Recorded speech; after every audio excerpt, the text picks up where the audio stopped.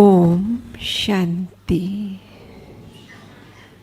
आज भट्टी का दूसरा दिन है, प्रातःकालीन सत्र है और इस सत्र में हमारे बीच में पधारे हैं हमारे आदरणीय राजयोगिनी गीता दीदी जी। एक हाथ हिलाकर हम आपका स्वागत करते हैं, सत्कार करते हैं, अभिनंदन करते हैं। 1969 में जब ब्रह्मा बाबा अव्यक्त हुए, उसी वर्ष आप ज्ञान में आए। आप उस समय स्कूल की छात्रा थी। फिर आपने लौकिक अलौकिक पढ़ाई जारी रखी और 10th मैट्रिक की एग्जामिनेशन के बाद आपने अपना संपूर्ण जीवन ईश्वरीय सेवाओं के लिए समर्पित किया। आप गुजरात की धरनी से निकले ईश्वर के अनमोल रतन हैं और इसलिए आरंभ में आपने सूरत, भरूच, बड़ौदा, अहमदाबाद जैसे स्थानों पर सेवाएं दी और उसके बाद लगातार 14 वर्षों तक आपने भावनगर सब जोन इंचार्ज के रूप में अपनी सेवाएं दी। फिर तो 1993 में ज्ञान सरोवर एकेडमी के निर्माण का कार्य आरंभ हुआ, तो बाबा ने आपको वहाँ निमित्त बनाया। वर्षों तक आप वहाँ सेवा करते रहे और फिर जब शांतिवन में सेवाओं का विस्तार बढ़ने लगा तो बाबा ने आपको फिर से करीब 2009 या 10 में वहाँ निमित्त बनाया और वहाँ पर रहकर आप देश विदेश की सेवाएं कर रही हैं। हमारा जो बिजनेस एंड इंडस्ट्री विंग है उसके आप हेडक्वार्टर कोऑर्डिनेटर हैं, राजयोग प्रशिक्षिका हैं, सेल्फ मैनेजमेंट की भी आप प्रशिक्षिका हैं और भट्टियों की भी आप प्रशिक्षिका हैं।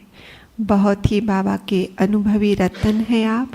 ज्ञान की बहुत गहराई में उतरकर ज्ञान के हीरे मोती निकाल कर लाते हैं और वही हीरे मोती आज आप सबके सामने बांटेंगे।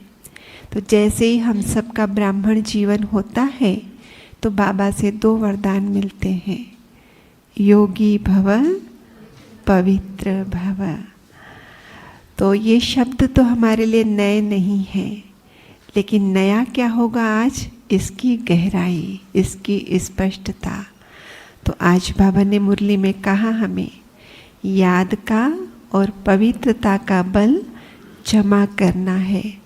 तो आज हम विस्तार से, गहराई से, दीदी के अनुभव से इस बात को समझेंगे कि याद का बल क्या होता है, पवित्रता का बल क्या होता है, इसको कैसे जमा करना है, इसके क्या फायदे हैं, आदि आदि दीदी से मार्गदर्शन प्राप्त करेंगे। आदरणीय दीदी जी। ओम शांति, ओम शांति, ओम शांति।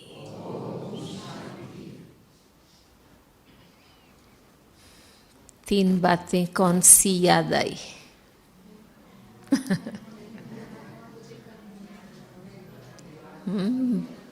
पहली ओम शांति माना मैं कौन, अपने आप को रियलाइज करना। मेरा कौन, कौन है मेरा? हाँ, बाबा मेरा है। और ये दोनों रियलाइजेशन अच्छी है तो तीसरी बात ऑटोमेटिक स्पष्ट हो जाती है कि मुझे क्या करना है। अब मुझे क्या करना है? रोज मुरली में बाबा हमें समझाते हैं क्या करना है, क्या नहीं करना है। क्या सोचना है, क्या नहीं सोचना है, क्या बोलना है, क्या नहीं बोलना है, ये क्लियर हो जाता है। मूंझने की कोई बात नहीं, किसी से पूछने की कोई बात नहीं। ऐसा सद्विवेक बाबा ने हम बच्चों को दिया है। भगवान से सबसे बड़ी प्राप्ति ब्राह्मण जन्म होते ही कौन सी गिफ्ट मिलती है? दिव्य बुद्धि की, जो सबसे बड़ी गिफ्ट है।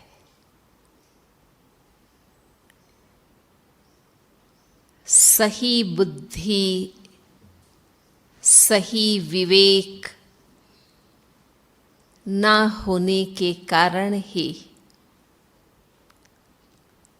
सारी दुनिया भटक रही।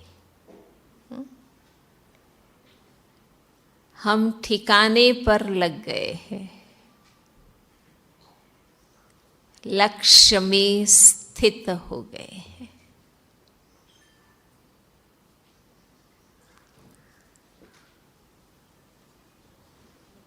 अब हम पुरुषार्थ करते हैं प्रतिदिन लक्ष्य के समीप जाने का, मंजिल पर पहुंचने का।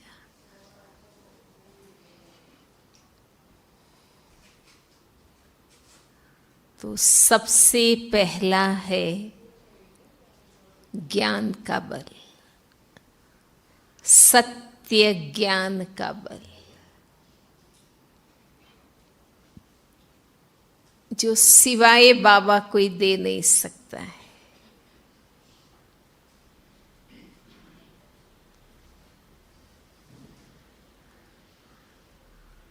मूल सनातन सत्यों का ज्ञान। हमारा जीवन और ये संसार का खेल किन सिद्धांतों पर चलता है?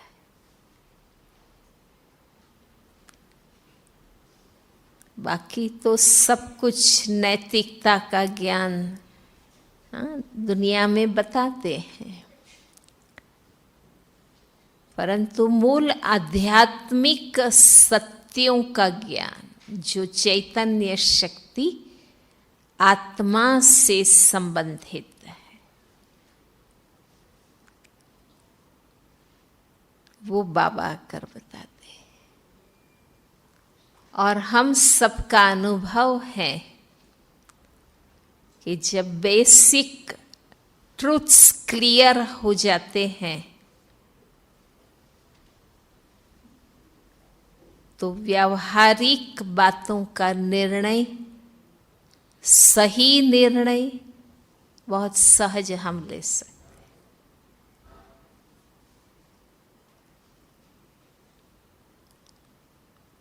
एक एक सत्य बाबा ने हमें बताए।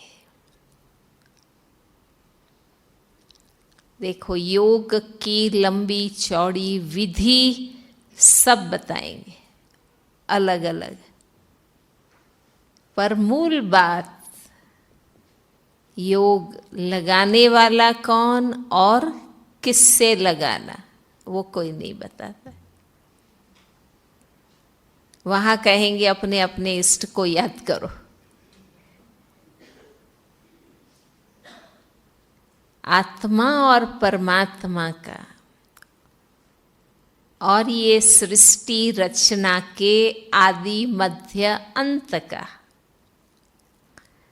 आलोक परलोक का, कर्म की गति का सही ज्ञान बाबा हमें देते हैं।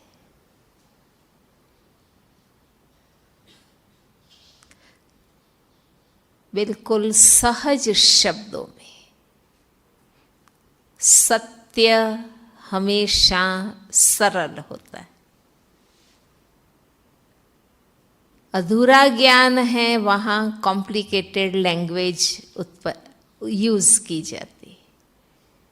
क्योंकि मेरी बात सत्य नहीं है तो मुझे इधर उधर की अनेक बातें लेनी पड़ती। सत्य सिंपल है।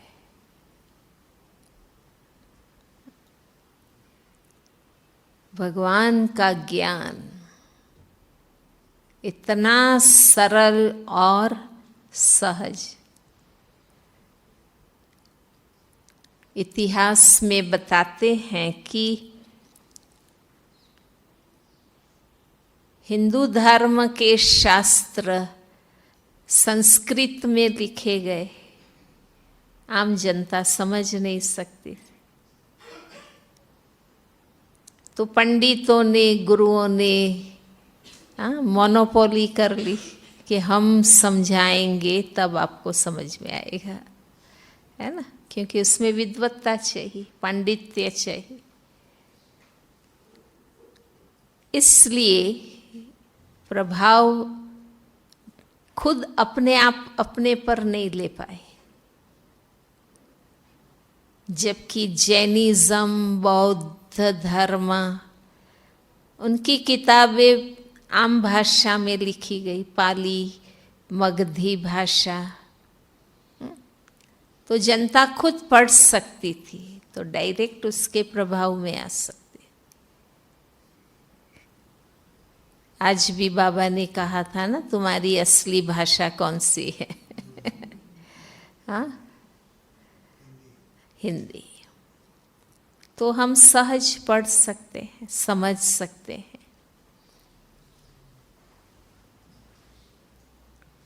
तो ज्ञान सत्य हो, सहज भाषा में और सहज तरीके से बाबा ने दिया। बाबा कहते हैं ना, अनपढ़ गांव के बच्चे भी समझ सकते हैं।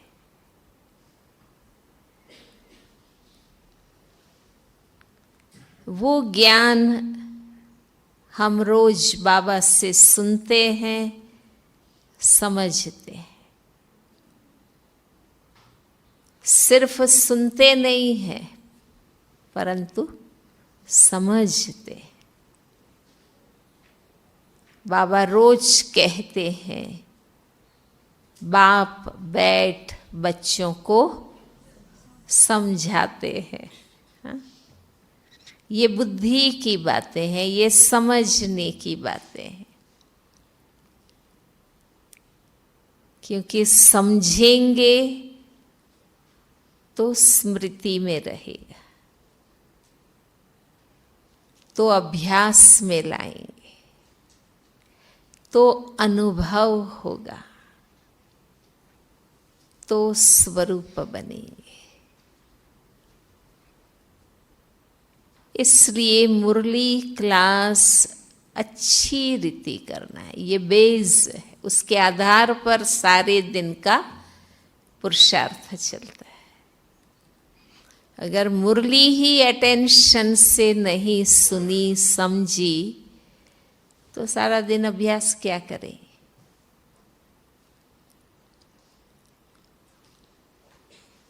मुरली सुनते हैं, समझते हैं, मुख्य पॉइंट्स नोट डाउन करते, बस फिर सारा दिन हम उस पर पुरुषार्थ करते हैं।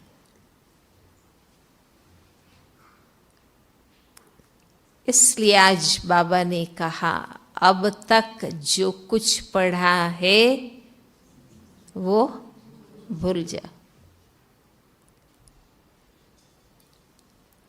क्योंकि जीवन में जो धारण करना है, रोज जो सुनना है, अनेकों को जो सुनाना है, वो तो जो बाबा ने सुनाया वो ही सुनाना है। इसलिए बाबा कहते हैं कि मनुष्य से देवता बनने में ये कोई काम का नहीं है। लौकिक में काम का है, वो भी हिस्ट्री तो कोई राइट है नहीं, अभी की हिस्ट्री।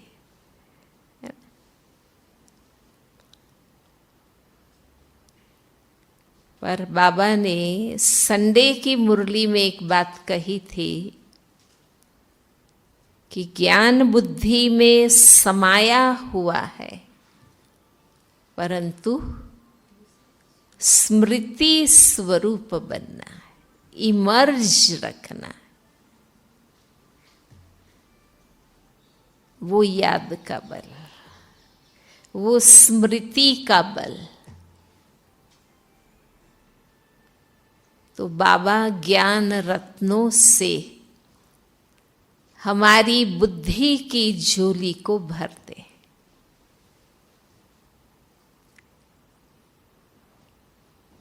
ज्ञान रत्न नहीं थे तो बाबा कहते बुद्धि में ठिक्कर भरा हुआ था, दुनिया की बातें, शास्त्रों की बातें, माना अज्ञान भरा था, मिथ्या ज्ञान भरा था, आधा अधूरा ज्ञान भरा था, क्योंकि फाइनल ट्रुथ कोई नहीं बता सका। पर सत्य ज्ञान रोज बुद्धि में भरते हैं और रोज सुनते हैं, समझते हैं, लिखते हैं, रिवाइज करते हैं, आपस में लेन देन करते हैं, फिर वो स्मृति रूप बन जाता है, वो फिर याद रह जाता है, स्मृति बन जाती है। और रोज पढ़ने का, रिवाइज करने का अभ्यास है तो टाइम पर वो स्मृति याद आती है।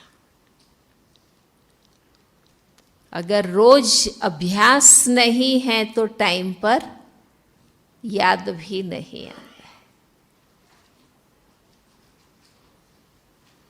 कहते हैं ना, युद्ध ना हो तो भी गवर्नमेंट आर्मी का पालना करती है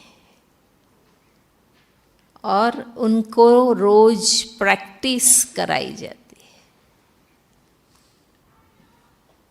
ताकि अचानक युद्ध में जाना पड़े तो भी उनको अभ्यास रहा होगा तो कार्य कर सकेंगे।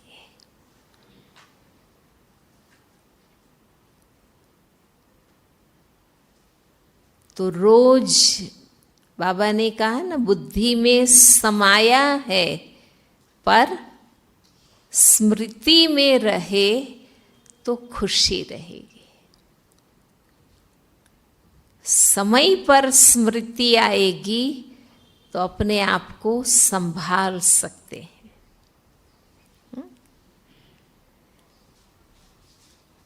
भाई आइसक्रीम खाया, पर जितनी बार याद करेंगे कि आज तो बहुत अच्छा आइसक्रीम खाया, आज तो बहुत अच्छा आइसक्रीम खाया, आज तो गुलाब जामुन खाए, जितनी बार याद करेंगे उतनी बार स्वाद भी आता है और खुशी भी रहती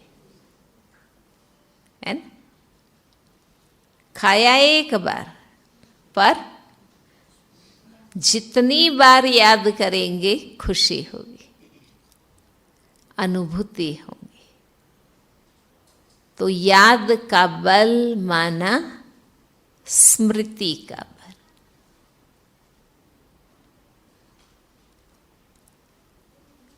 मनुष्य का स्वभाव है याद करना, किसी न किसी की याद आती ही रहती। कभी व्यक्ति की याद, कभी वस्तु की याद, कभी सुख के प्रसंग की याद, कभी कोई दुखद घटना याद आ जाती। कोई प्राप्ति की याद, कुछ गंवाने की याद। हमारा जीवन अनेक प्रकार की यादों से और उन यादों के अनुभवों से भरा हुआ है ना। कई बार तो उन यादों में ऐसे खो जाते जैसे वो अभी हो रहा है ना, इतने उसमें खो जाते हैं। कई बार हम कहते हैं ना, कोई पूछता है कि अभी यहाँ से कोई गया, तो हम कहते हैं सॉरी भाई, मैं तो अपने विचार में खोया हुआ था, मुझे पता नहीं है। हाँ, क्योंकि जैसी याद वैसे अनुभव होते।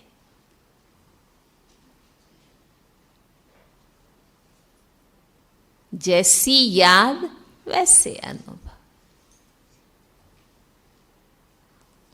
अनेक प्रकार की याद और अनेक प्रकार के अनुभवों से जीवन हम सबका भरा हुआ है।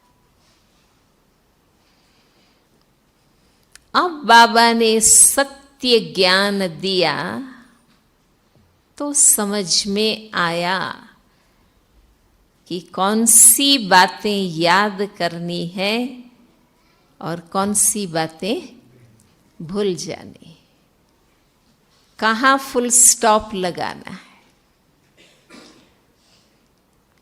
किन बातों को याद करने में फायदा है।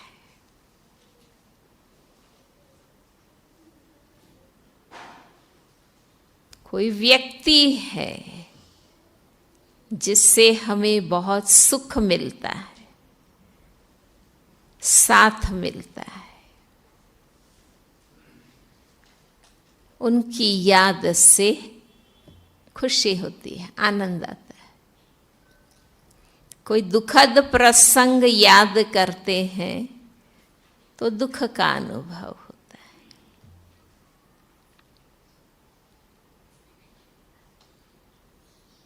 तो जैसी स्मृति वैसी समर्थी। स्मृति से समर्थी आती है। इसलिए बाबा कहते हैं कि अनुभव तो है जीवन में सबको, पर बाबा ने सही स्मृतियों से जीवन भर दिया। नहीं तो वही दुख की बातें याद कर करके दुखी रहते हैं।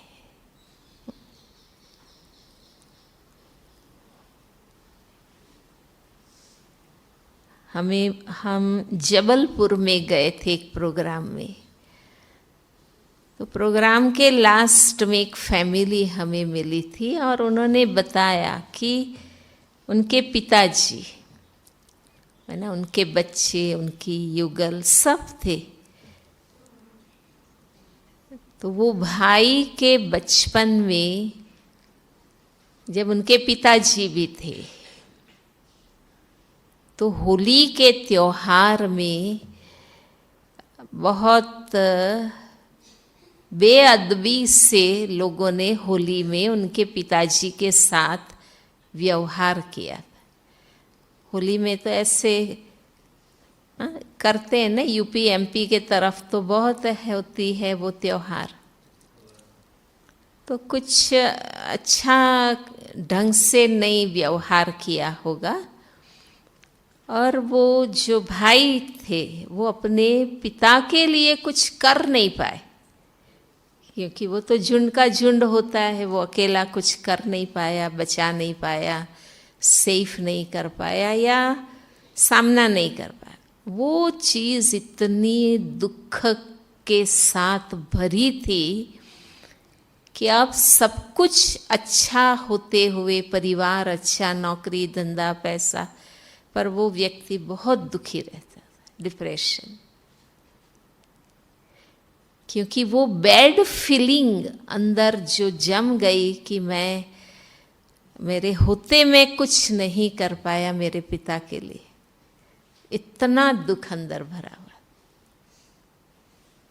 पर बाबा के ज्ञान का जादू, सत्य ज्ञान की शक्ति, हर एक के जीवन में ऐसी ऐसी फीलिंग्स होती है, ऐसी घटनाएं घटती है।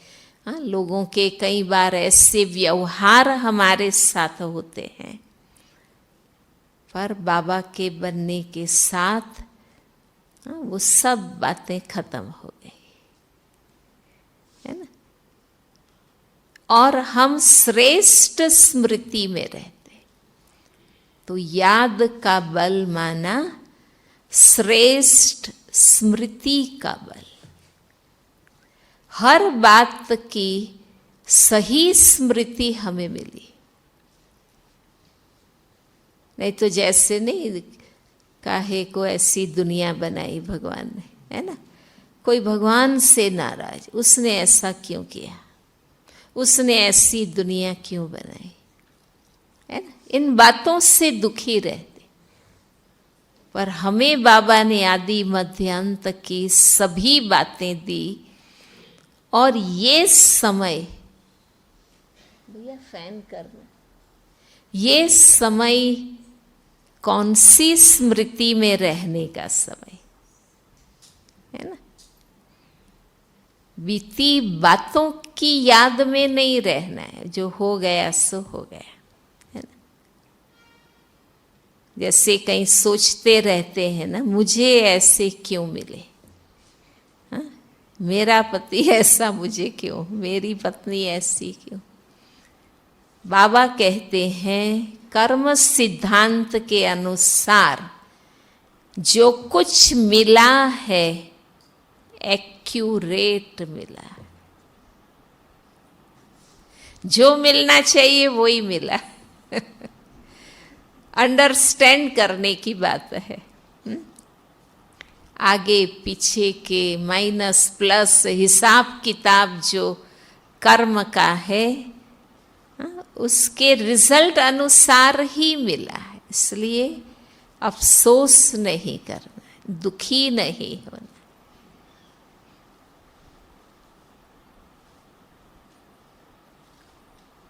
और मुझे ऐसा क्यों मिला, उस व्यक्ति के लिए हम जितना ज्यादा सोचते हैं, बाबा कहते हैं ना, उस समय हम खुद को रियलाइज नहीं करते हैं कि हम भी कैसे है ना। हम भी तो परफेक्ट नहीं है, हमें भी कोई टॉलरेट कर रहा है, हमें भी कोई एडजस्ट कर रहा है, हमें भी कोई एक्सेप्ट कर रहा है। हम भी तो परफेक्ट नहीं है ना। तो वो सेल्फ रियलाइजेशन एक्यूरेट नहीं है, इसलिए दूसरी बातें ज्यादा माइंड कर लेते। अब रोज बाबा आत्माभिमानी बनाते हैं, माना सेल्फ को रियलाइज करना कि रियली आप क्या थे ओरिजिनली, और अब क्या है। अभी हमारे में भी कई कमजोरियां हैं, अवगुण हैं। जब खुद की रियलाइजेशन आती है तो फिर दूसरे के लिए कोई विचार नहीं चलता है।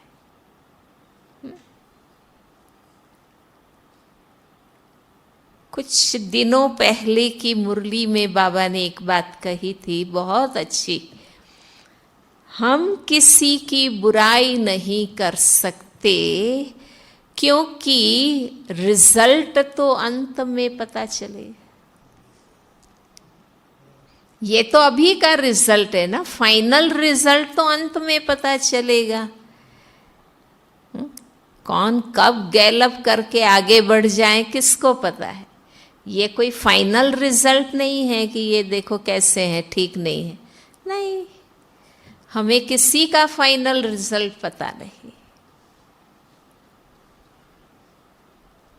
तो बाबा कहते हैं ना भी, अभी आप महारथी हैं, अभी आप सर्विसेबल है, अभी आप अनन्य है, अभी आप बाबा के साथी सहयोगी है, पर अंत के रिजल्ट में भी मुझे महारथी रहना, अंत तक ऐसा रहना।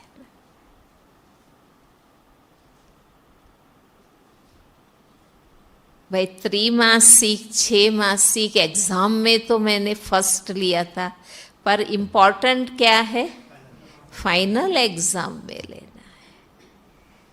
तो अंत तक हमें अपनी ऊंची स्मृति, स्थिति और स्वरूप में रहना।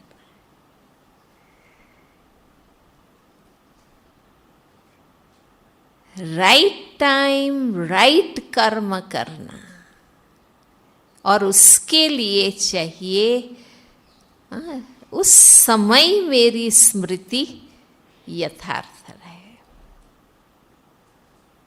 है ना। बाबा मिलने के बाद भी कई इन बातों से अभी तक भी दुखी रहते हैं कि मुझे ऐसा शरीर क्यों मिला, मुझे ऐसा परिवार क्यों मिला, मुझे मेरा नौकरी धंधा बरोबर नहीं है, ऐसा क्यों। भाई जो मिले जैसे मिले, पर अब कौन मिला है, अब कौन मिला है, वो क्यों नहीं याद रखते, है ना।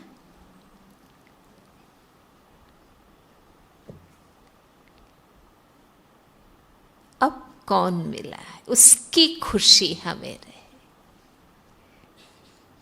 तो वो रिप्लेस करना है जो हमारी बुद्धि में रॉन्ग मेमोरीज है, गलत स्मृतियां जो स्टोर हो गई हैं, उसको रिप्लेस करो।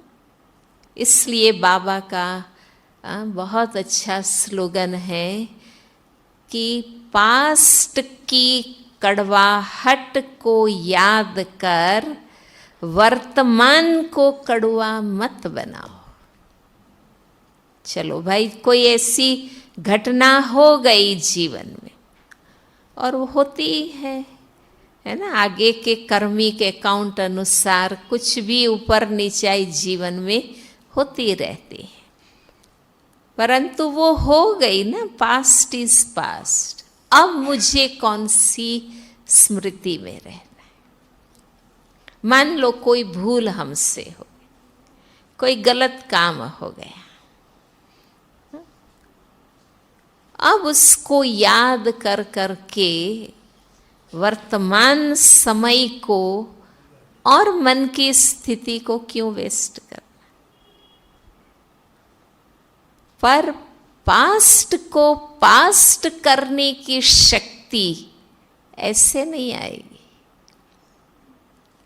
उसके लिए चाहिए जो कुछ हुआ, आप अकेले शांति में बैठकर बुद्धि के स्क्रीन पर वो बात लाओ, क्या हुआ था, उसमें मेरी भूल क्या क्या थी या क्या नहीं थी, अच्छी तरह रियलाइज कर अब मुझे क्या करना है। बाबा के साथ बैठकर अच्छी तरह रियलाइज कर फिर उस बात को बिंदु लगा सके। नहीं तो ड्रामा ड्रामा करते रहेंगे और दुखी भी होते रहते। कोई बात नहीं, ड्रामा करते हैं फिर रोते रहते। वो बिंदु तब लगता है जब हम बाबा के साथ बैठकर उस घटना को पूरी तरह बुद्धि में लाओ और फिर देखो इसमें मेरी क्या भूल है, औरों की क्या भूल है और अब क्या मुझे करना, तो फिर बिंदु लगेगा।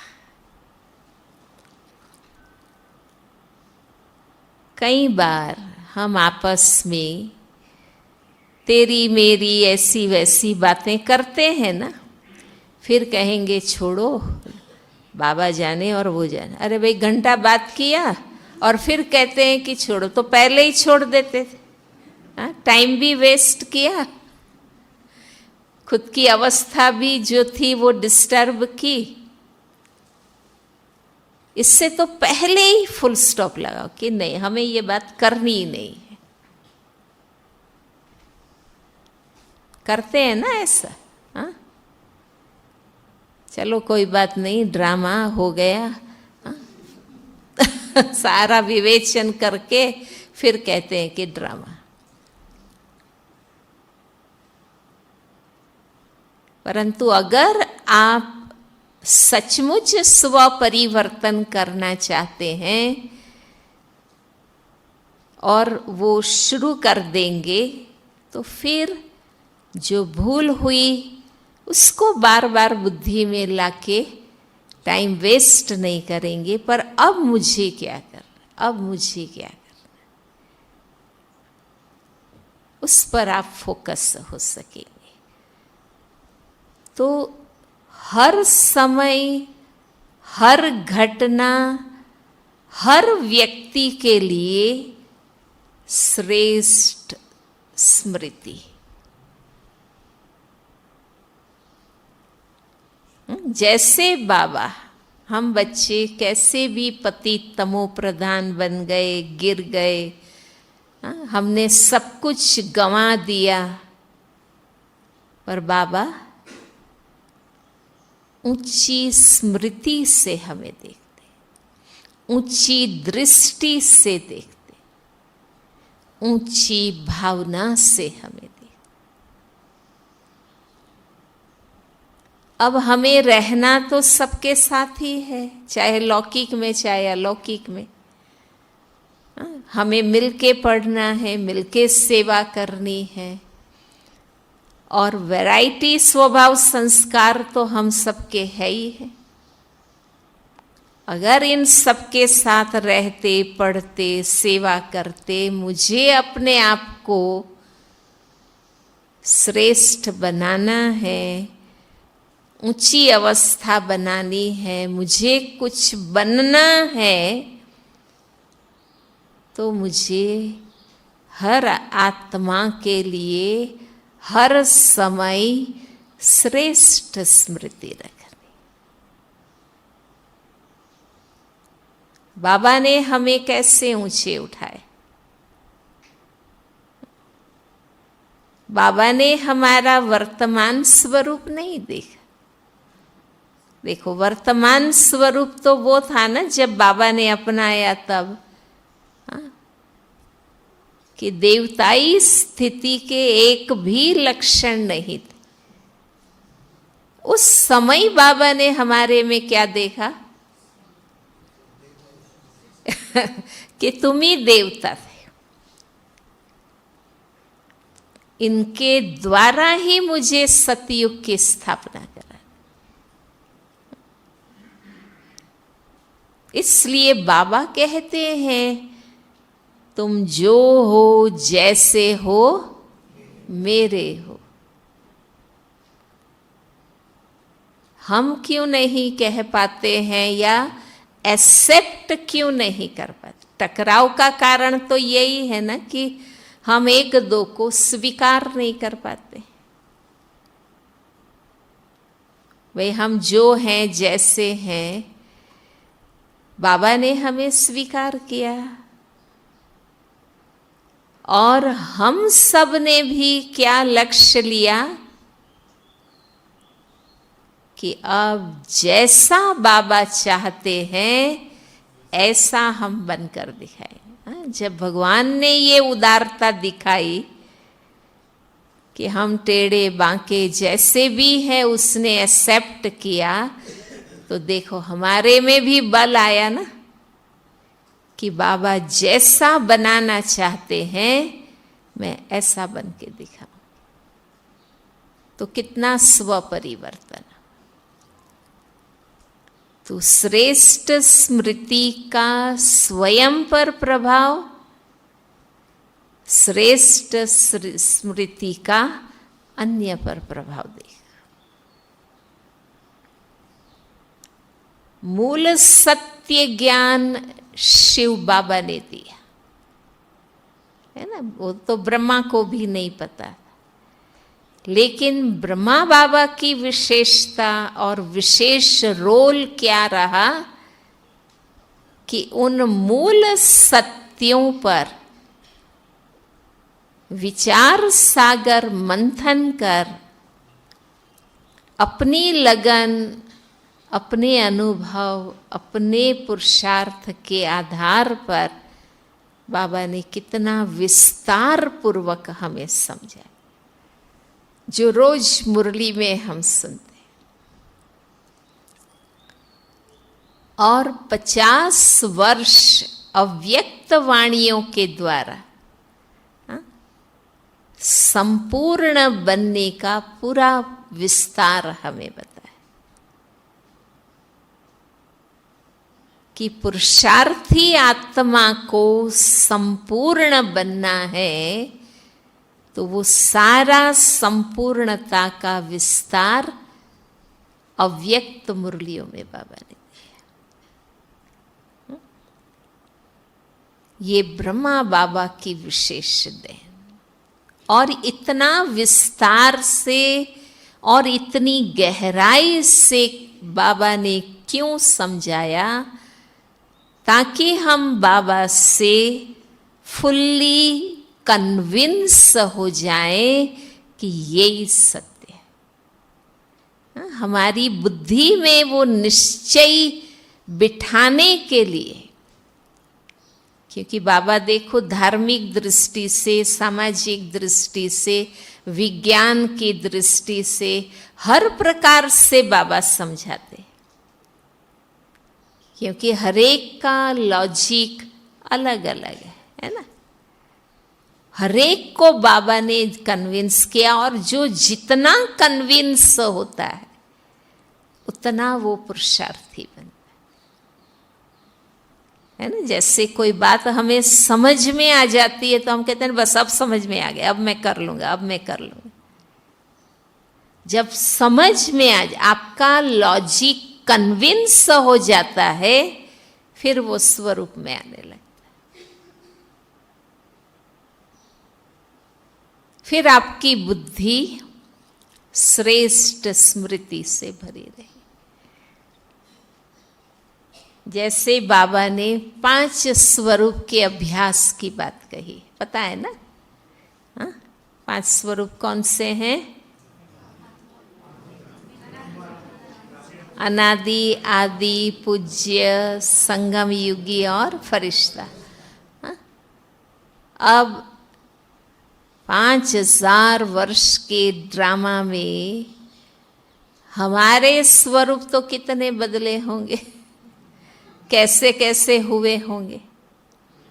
5000 वर्ष की बात छोड़ो, एक दिन में ही हमारे स्वरूप कितने बदलते। हाँ, पर श्रेष्ठ स्वरूप को बाबा ने याद रखने के लिए कहा कि ड्रामा में तुम्हारे ये श्रेष्ठ स्वरूप है, वो तुम याद रखो, क्योंकि तुम्हारा अब वही स्वरूप बनना चाहिए जो श्रेष्ठ है। ऐसे हर बात की श्रेष्ठ स्मृति बाबा ने दिलाई। जैसे सीढ़ी के चित्र से तुम ही देवता थे और अब तुम्हें ही बनना। देखो, ये स्मृति आते ही देवता बनने का पुरुषार्थ करने के लिए हम सक्षम बन गए। नहीं तो लोग तो सोच भी नहीं सकते हैं कि अरे भाई ये क्या आप छोटे मुंह बड़ी बात करते हैं कि हम ही देवता थे।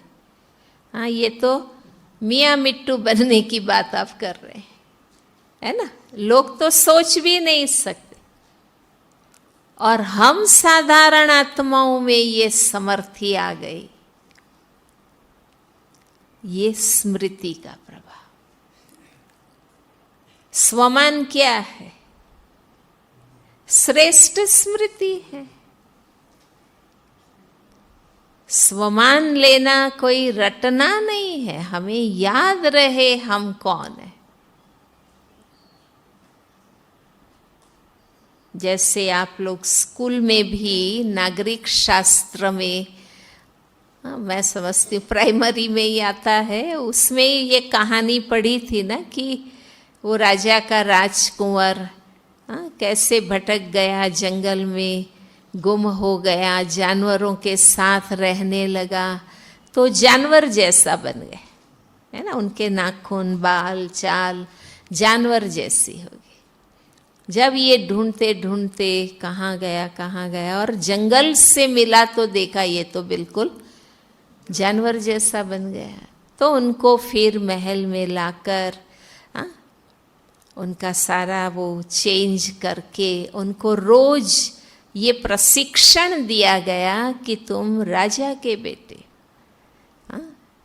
ये तुम्हारी राजाई है, राजमहल है, तुम इतने ऊंचे घराने के हो। तो फिर से उनके अंदर वो रॉयल संस्कार आने लगे। तो ये कहानी हमारी है ना। बाबा ने भी हमारे संस्कार कैसे बदले, कितना परिवर्तन हम सब में हो गए, क्योंकि बाबा रोज याद दिलाते, तुम ही देवता थे, तुमने ही 84 जन्म लिए, अब चक्र पूरा हुआ, अब फिर से तुमको बनना है ना। ये रियलिटी है, सिर्फ बातें नहीं है, ये सत्य है। और जितना निश्चय पूर्वक, समझ पूर्वक और महसूसता के साथ हम स्वीकार करते हैं, उतना हमारे अंदर देवत्व जागृत होता जाता। आज देखो हमारे जीवन में कितनी श्रेष्ठ धारणाएं हो, स्मृति आ गई ना। जब कोर्स करने आए तो कितने बजे उठते थे? ज्ञान नहीं था तो हम कितने बजे उठते थे? और अब अब कितना जल्दी उठने, ये चेंज कैसे आया? क्योंकि बाबा ने जगा दिया ना, आत्मा को जगा दिया कि तुम कौन हो, कौन सा समय है, कौन आया है और वो क्या कह रहा है।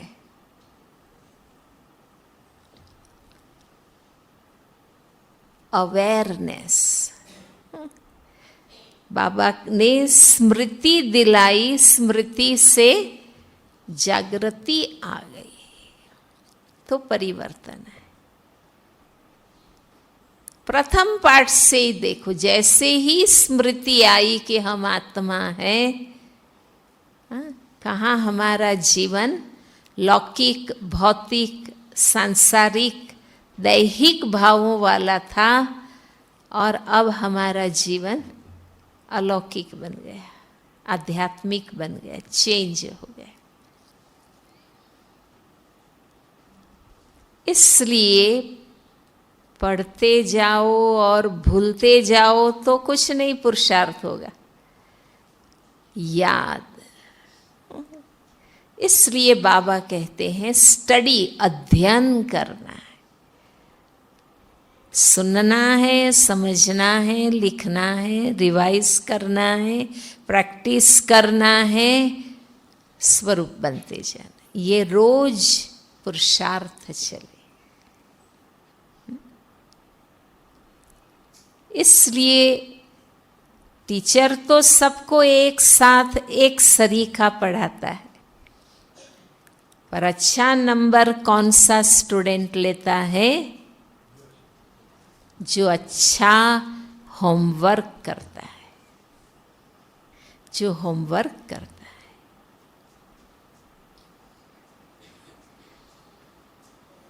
फॉलोअप अच्छा करता है, और पढ़ाई सहज है, कोई मुश्किल तो है नहीं। हाँ?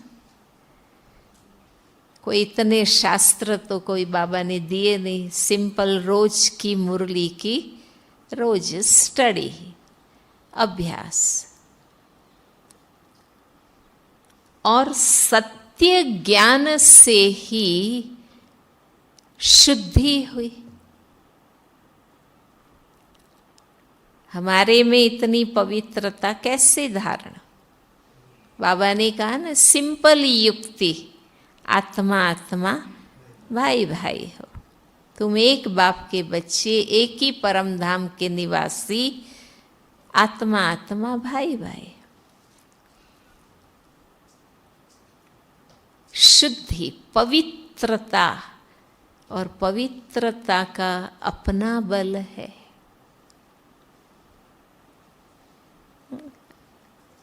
बाबा के ज्ञान में आते ही ब्रह्मचर्य धारण किया, अन्न शुद्धि धारण किया, व्यसनों से मुक्त हो गए, होटलों फिल्मों से मुक्त हो गए। कितनी शुद्धि हो गई, तो स्मृति से शुद्धि भी, शक्ति आई ना आत्मा, और शुद्धि से हमारा जीवन, हमारी पर्सनालिटी, हमारी वर्क स्टाइल, हमारा बिहेवियर, सब कुछ चेंज हो, अच्छा हो गया, शुद्ध हो गया। हमारी दृष्टि, वृत्ति, सब कुछ बदल गया।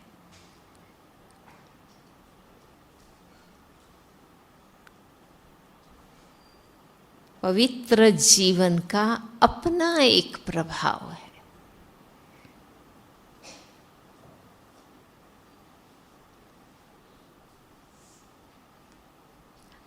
लोग महसूस करते, यहाँ प्रोग्रामों में मेहमान आते हैं तो वो लोग कहते हैं कि आप लोगों के नयन ही कुछ अलग, क्योंकि देहभान से रोज डिटैच होते हैं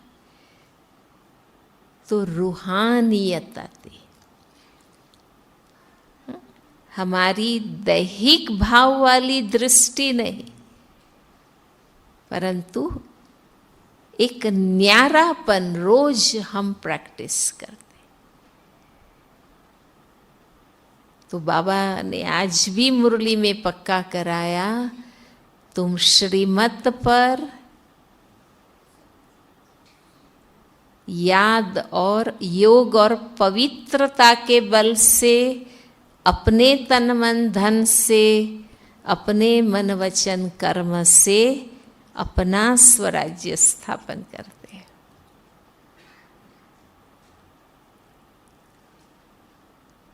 बाबा कहते हैं ना, वो क्रिश्चियन अगर आपस में मिल जाते तो विश्व पर राज्य कर सकते थे, पर ये लॉ नहीं है, क्योंकि देह अभिमान, देह अहंकार होता है, वो मिलके नहीं चल सकते। इसलिए कहते हैं कि बाहुबल से तुम किसी को हरा सकते हो, जीत नहीं सकते हो। सबके दिलों को जीत सकते हैं वो आध्यात्मिकता से, याद के बल से, प्यार के बल से, चरित्र के बल से। चरित्र जितना शुद्ध, आपका अपना एक प्रभाव समाज में पड़ता है। तो संगम युग में जो कुछ हम पुरुषार्थ कर रहे हैं, हमारा लक्ष्य है पुरुषार्थ में याद और पवित्रता के बल से हमें अपने आप को देवता बनाना, दिव्यता पवित्रता से फिर आगे दिव्यता की। इसलिए लाइफ लॉन्ग पुरुषार्थ है ना, क्योंकि हमें बनना है। कथा सिर्फ सुननी नहीं है, हमें तो बनना है। समय पर श्रेष्ठ स्मृति रहने से हिम्मत रहती, शक्ति रहती। कोरोना काल में क्या रहा आपका रिजल्ट? हिम्मत रही ना? हाँ, कोई घबराए तो नहीं, चिंता तो नहीं हुई। हाँ, जिनको ज्ञान नहीं था उनको तो कितना दुखी हो गए, शौक लगा, ये क्या जीवन में हो गया। हाँ, घबरा गए, डिप्रेशन में कहीं चले गए। पर बाबा के बच्चे हर हाल में, हर परिस्थिति में हिम्मत रखते हैं, क्योंकि याद रहती है। बाबा ने क्या कहा है? बाबा ने सब कुछ बताया है, ये सब होना ही है, तो कोई घबराहट नहीं है। तो ये है स्मृति की शक्ति और पवित्र जीवन की शक्ति। ओम शांति। तो बहुत सुंदर मार्गदर्शन, कईयों को हमने देखा नोट भी कर रहे हैं। तो इस मार्गदर्शन को क्या करेंगे के अनुसार अपने को चेक करेंगे और चेंज करेंगे। तो दीदी का हम बहुत बहुत धन्यवाद करते हैं, शुक्रिया करते हैं, आभार मानते हैं।